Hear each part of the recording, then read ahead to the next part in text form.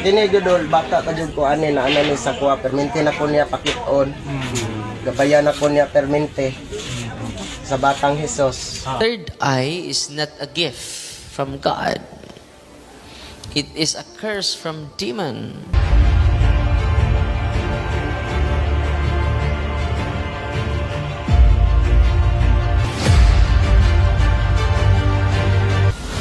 Atong nakita ang pamahayag nining batanong albularyo sa Mindanao sa dihang gipangutana siya kanus-an nagsugod ang iyang abilidad sa pagpanambal. Ang iyang tubag sa dihang bata pa siya nagpakita na niya ang batang Hesus. So klaro nga open ang third eye o psychic ability niining maong batang healer nga maoy rason nga nahimo siyang albularyo. Matod pa sa iyang pamahayag. Alang sa mga wala masayod sa third eye is not a gift. It is a curse from demons. Sumpa kinigikan sa yawa. Og atong paminawon ang dugang impormasyon kabahin ining third eye ni Father Darwin Gitgano, exorcist sa Diocese of Tagbilaran. Third eye is not a gift from God. It is a curse from demon. Labi na imong third eye 24/7. Hapon may pumupunta dito, isang lalaki, sabi niya sa akin, Father, alam mo ba na alam ko yung mga pangyayari sa hinaharap. Makikita ko napakado.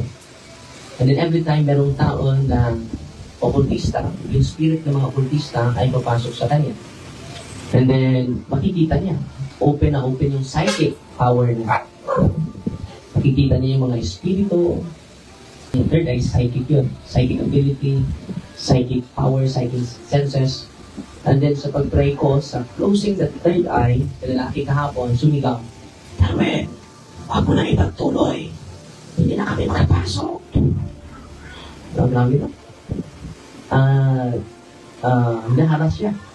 So klaro kayo ang pamahayag ni Father Darwin nga kung open ang imong third eye o psychic, kinisumpa gikan sa yawa. Makita na nimo ang dili makita sa uban, lakip na ang mga yawa nga nagdisguise nga batang Hesus, Santo Niño, mga santos, mahal nga berhen, ug kini buhat sa yawa. Ug makita na niini ang hinaharap o gitawag nilang fortune teller ug uban pa. Dinhi na magsugod ang gasa sa pagpanambal tungod sa occult involvement. Ug may pamahayag usab ang usa sa mga obispo sa simbahang Katoliko nga si Bishop Marvin Maceda nga temporaryo ra ang kaayuhan sa pagpatambal sa albularyo. Atong paminawon. Yung sinasabi niyo pong contaminated at yung saka yung being affected, ibig sabihin nun yung tumutulong na fallen angels doon sa psychic healers o yung sa magtatawas ay talagang kumakapit rin sa mayroong may sakit na ginagamot. Yes, totoo yan, Father Joey. Kumakapit doon sa ginagamot. So natatransfer yung spirit na tumutulong sa kanya. Ano mangyayari doon sa kanya? Kasi sasabihin natin, sabi nila wala namang mawawala eh. Tapos ngayon, gumaling nga sila eh. Yeah. May tatlong senaryo tayo dito, Father Joey. Number one is this. Gagaling nga siya, but it is only temporary.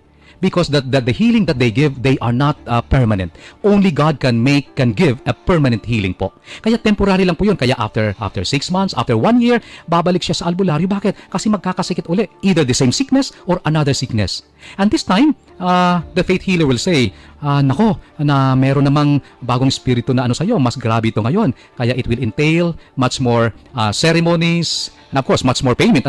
Mas mahal-mahal ngayon.